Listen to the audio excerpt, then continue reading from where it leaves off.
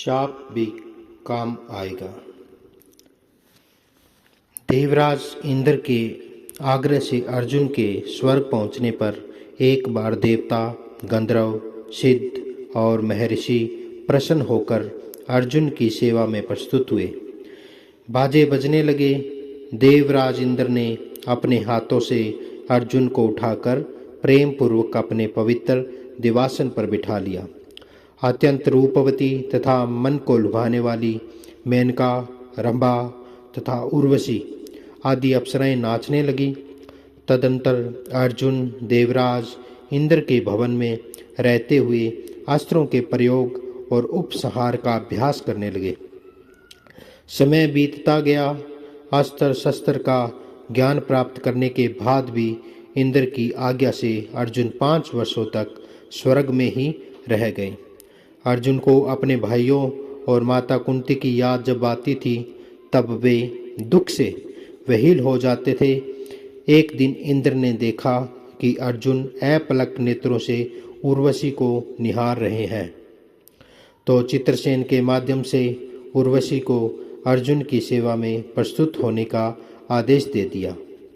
इधर अर्जुन के सौंदर्य, स्वभाव, रूप, वर्त, जितेंद्रियता आदि के कारण उर्वशी पहले से ही अर्जुन पर मोहित हो चुकी थी। देवराज इंद्र का आदेश पाकर वह प्रसन्नता से भर गई और उसने आनंद के साथ सुगंध स्नान किया। वह अनुपम सुंदरी तो थी ही, अच्छे अच्छे वस्त्र और आभूषण, सुगंधित पुष्पों की माला आदि धारण करके वह सब प्रकार से सज धज कर मुस्कुराती हुई अर्जुन के पास पहुंच गई। काम वेदना से पीड़ित मंद मुस्कान वाली सजी धजी उर्वशी को देखकर अर्जुन मन ही मन अनेक प्रकार की शंकाएं करने लगे। संकोचवश वे आंखें बंद करके उसे प्रणाम कर बोले, देवी, मैं तुम्हारे चरणों में मस्तक रखकर प्रणाम करता हूँ। बताओ मेरे लिए क्या आज्ञा है। अर्जुन की यह बात सुनकर उर्वशी के होश हवास गुम हो गए। वह अचेत सी हो गई। उसने कहा, देवराज इंद्र की सभा में आप मुझे अपलक नैनों से निहार रहे थे। यह देखकर देवराज इंद्र तथा चित्रसेन ने आपकी सेवा करने के लिए मुझे भेजा है। इसमें आज्ञा की बात ही नहीं, आपके गुणों ने मेरे चित्त को अपनी ओर खींच लिया है। मैं कामदेव के वश में हो गई हूँ। आप मुझे स्वीकार कीजिए। अब तो अर्जुन को काटो तो खून नहीं। वे लज्जा से गड़ गए और हाथों से दोनों कान मूंद कर बोले, देव सभा में मैंने तुम्हें पूर्ववंश की जननी समझकर पूज्य भाव से देखा था, न कि किसी अन्य भाव से।